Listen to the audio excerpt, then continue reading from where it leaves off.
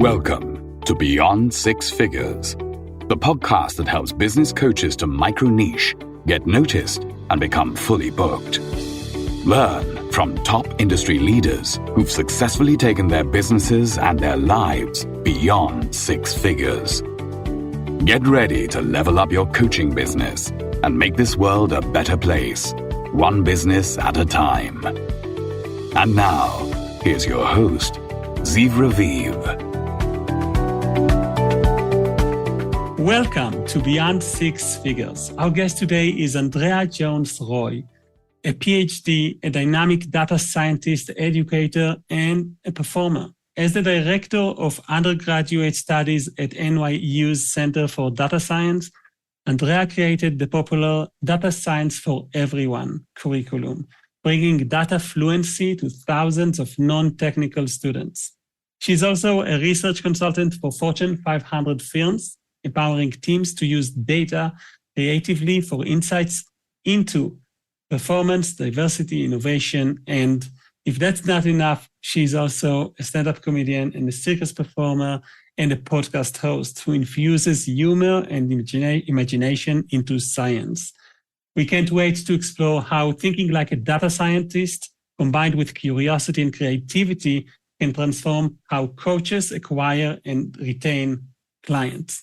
Hello, Andrea Jones-Rooy. How are you? Hi there. Thank you for the lovely introduction and thanks for having me. I'm doing great. How are you doing? Good. It's really exciting for me to share this moment with you. We share so many areas of interest that I'm just excited to pick your brain. Thank you for the opportunity. Of course. So a lot of business coaches, when they work with the clients, they need to understand where is the problem.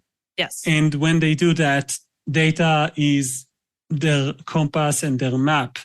You chose to be an expert on this. You've been putting in the reps in this field. Can you give us the short version of your journey? How did you become a data scientist?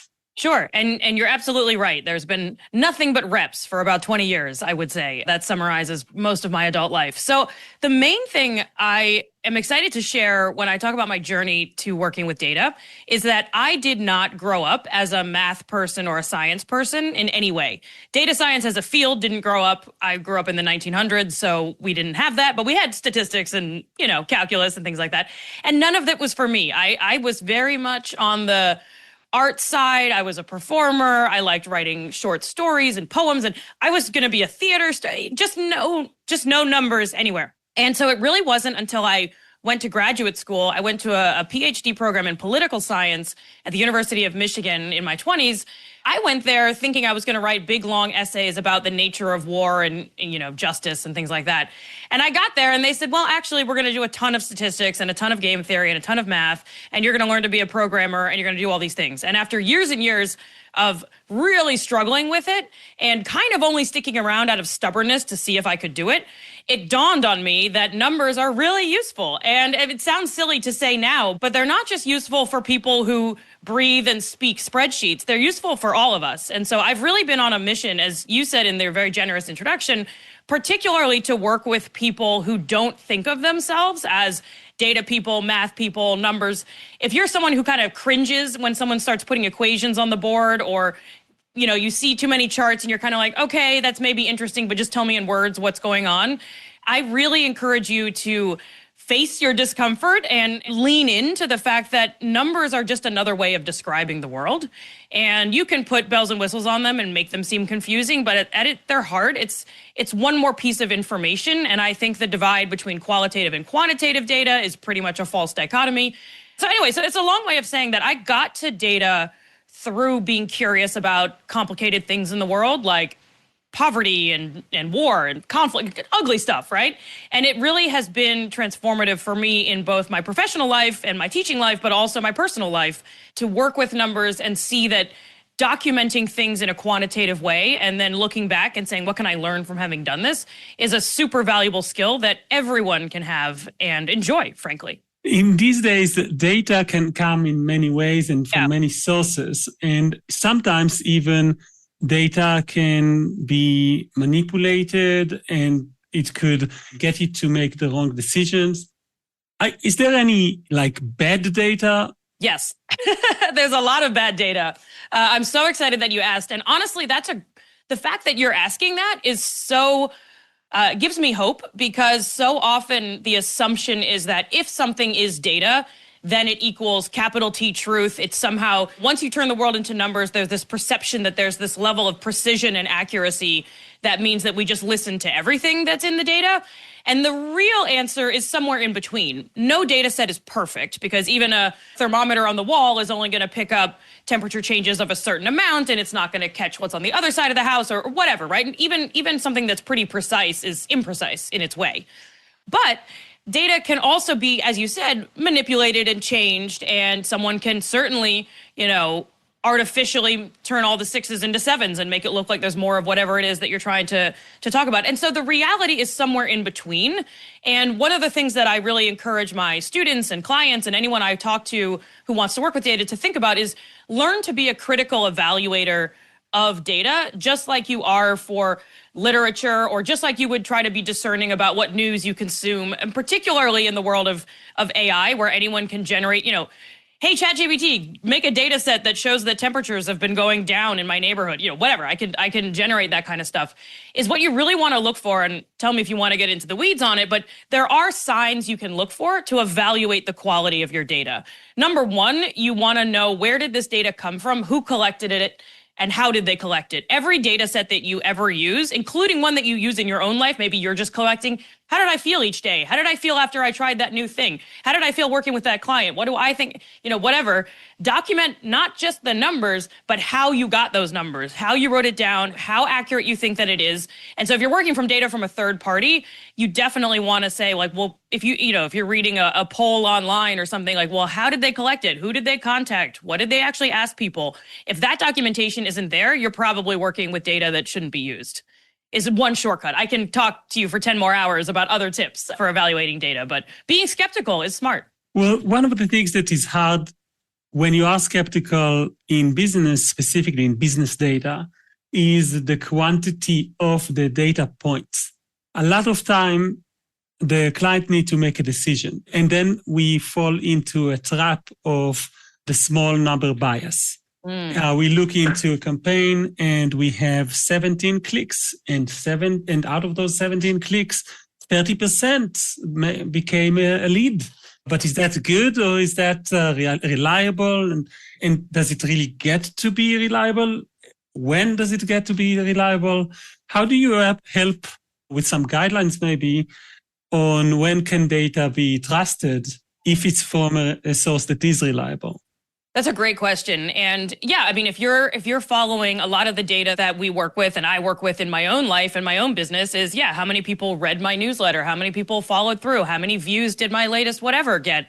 And I'll quote loosely a colleague of mine who studies political polls, and his words and his advice around this is, we can always learn from data, but we shouldn't worship it. So what he means by that, and what I mean when I translate it from the political polling world to this world, is every individual piece of information is probably not that helpful. So I have a post that does better than my last 10 posts. Does that mean every other post should look like that post?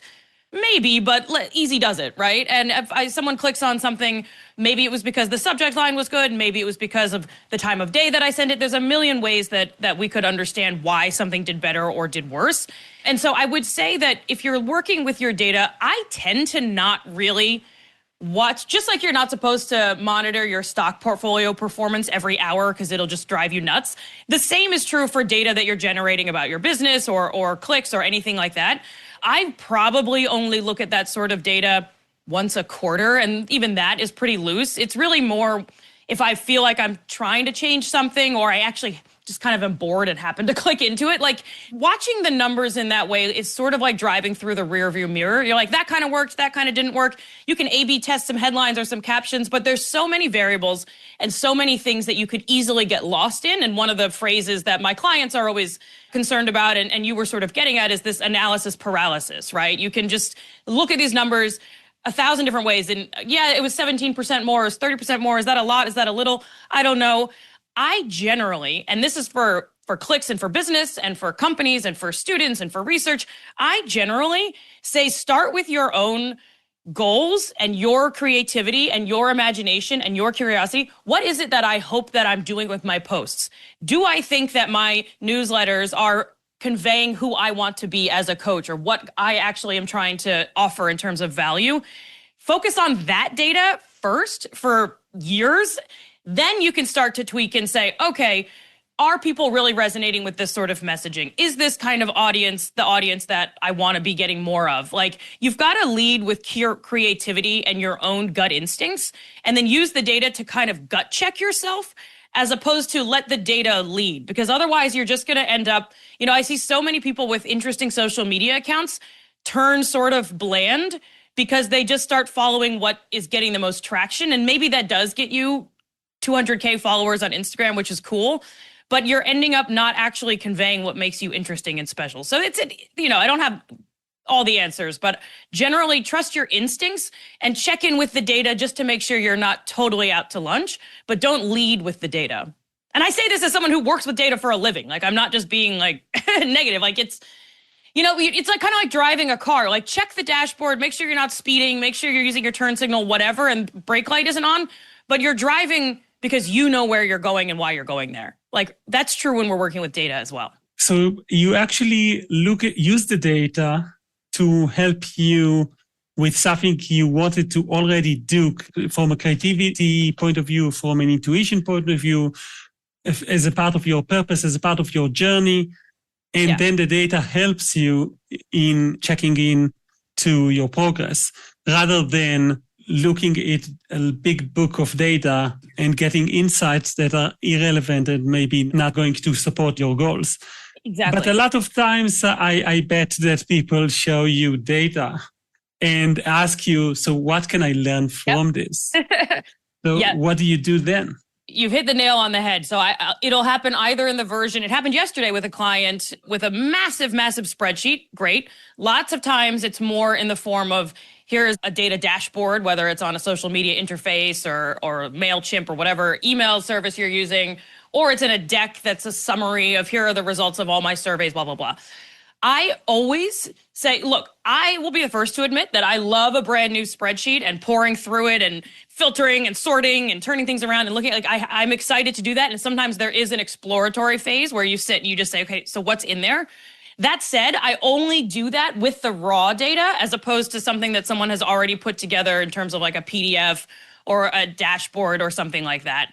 Usually that's because they have already then decided. Instagram, or I used a teaching tool when I was at NYU that said, okay, here's an interface, and it just gave you this data whether you wanted it or not. And it was like, every time you log into your class website, it says, here's what the students are clicking on, here's what students logged in, here's how much time they spent on your website, blah, blah, blah.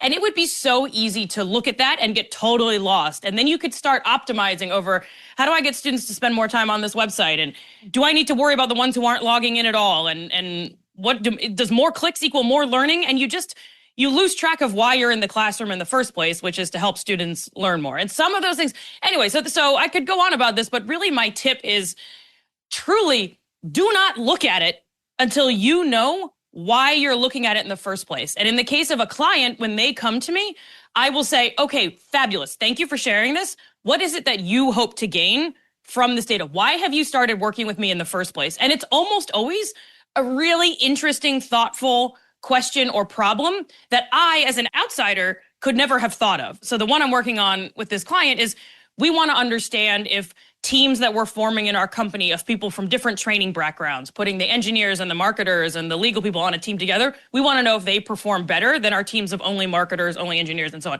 Fascinating. Now I have a sense when I go through the data of what I'm looking for when I'm going through that data. You can kind of think of that curiosity as the flashlight that helps you figure out like what to focus on in an endless sea of data. Because you could look at data until the end of time, but if you don't know, it's sort of like putting a stack of encyclopedias in front of someone. How old school am I with that reference? But a stack of encyclopedias in front of someone and saying, what can we learn from this? It's like, you can learn infinity things from that.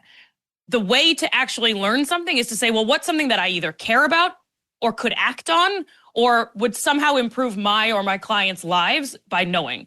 And so then you go in and that's sort of your engine to help you start looking. And by the way, you can then go through that process and then zoom back out and say, okay, what's another way of looking at this data? You start with your curiosity just to have somewhere to start, but then you talk to experts, you check in with yourself, you say, what else am I missing? What if I look this other way? Talk to someone in another field and they say, well, what about the temperature? Oh, well, okay. So you can keep going back. It's not like there's only one way through, but you've got to carve a path. Otherwise, you're just wandering in the woods. I think that what you're saying makes so much sense. So in business context of a business coach, if the class shows you all these data points, all these spreadsheets, these scoring cards of sort, and they say, what do you think? What can we learn from this? You want to go back and ask them about what type of KPIs are you interested in? What are you trying to achieve? And then let's analyze what the data says about that. Yes. And I would actually even amend and say, what is it that we can learn from the data? I tend to get nervous when we start talking about data as though it itself can say something, because you can see different things in the data. You can say, okay, so the trend of listeners went up. In a way, the data says you have more listeners, but you could also say different things. It went up. It didn't go up as much as I wanted. It went up more than I expected. It went up, but took longer. So we say things about the data. And we hope that the data is an accurate representation. Sometimes my students get irritated when I get a bit pedantic about that, but I believe very strongly that we say things about data that we hope to learn. Another great example is I had to be reminded of this because it's easy for me to sit here and say this, but I was working on my own podcast and I'm working with someone who's thinking of bringing her on as a producer to help increase my own audience reach.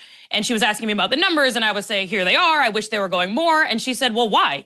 And who do you want to reach? And I was like, why wouldn't I want to reach more people? And I want to reach everyone, because I don't live in the world of marketing. I don't think that way.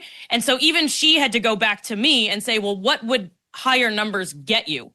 And what if you get a lot of clicks on something, but that doesn't translate to more listeners? Do you want to keep doing that? And so you just having someone who's an expert in whatever it is. And if you're a business coach, you're an expert in how to grow your business, but the person is an expert in why they want to grow their business. And so you can kind of iterate and together craft questions of like, oh, okay. So actually, like for me, it's like my number of success for audience was infinity. Why not? And my producer said, well, what about if we doubled it in this amount of time? It would equal this amount of revenue, which would allow you to be a little bit more thoughtful about it. And I had to be reminded that it's not just more better. Sometimes it's so much easier to give good advice to other people. Exactly. But then when it comes to you, we have all these emotions and feelings and ideas, and we sometimes need some advice, some external advice. 100%. Yeah. I want to ask you, what is your red tape for saying no to a client? When would someone comes over and say, I think I need a data scientist. You should help me. When is it when you say you're not a good fit for me? That's a great question. I would say, there's the kind of broader answer of ethics and what they're up to. If I need a data scientist to be a more effective serial killer, I'd say probably not the right choice for you. But barring that sort of red line, I would say I tend to not be particularly helpful in terms of my own strengths and my own interests.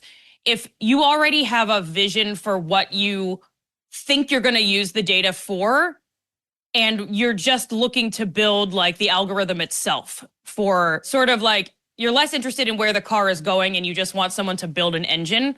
I'm personally less interested in that. There's plenty of people who could build a fantastic deep learning algorithm for you to process your resumes to make sure you're doing whatever it is that you want to be doing. I will say no to something like that. One, that's less in my wheelhouse in terms of skills. But two, often people who are looking to kind of have the latest and greatest tool, it's often for the sake of having the latest and greatest tool.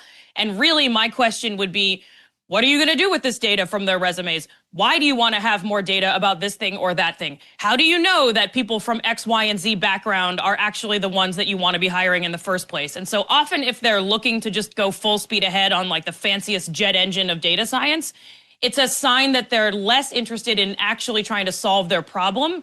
And they're more interested in being able to say, hey, we're using this latest and greatest Claude model to do something fancy and sort of hide the lack of impact. I have a little bit of a bias here, but usually if you're using big fancy equipment for no reason, it's because you're not actually doing anything interesting. So anyway, so that's a long and somewhat negative answer to say it's if you're just trying to have the shiny toy, I'm not going to be excited to work with you.